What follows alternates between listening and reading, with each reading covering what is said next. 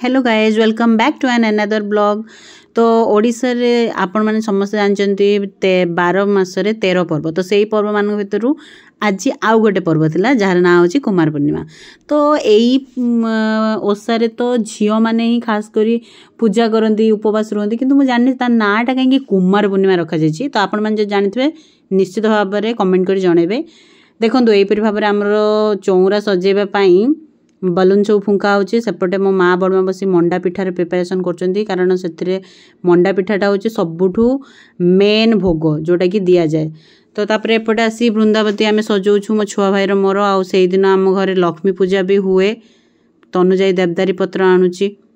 तापरे फाइनली आम चौरा हो जाइछि रेडी, सजै देइछु। तापरे आमे निजे सजवा पई किछि सामग्री रखिछु एठी।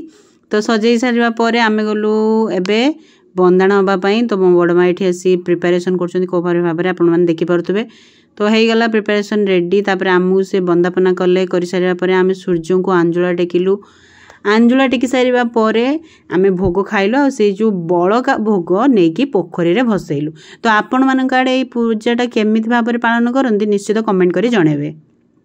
भिडियोटी भल लगी लाइक शेयर सब्सक्राइब करने बिल्कुल भी भूलिबेनी।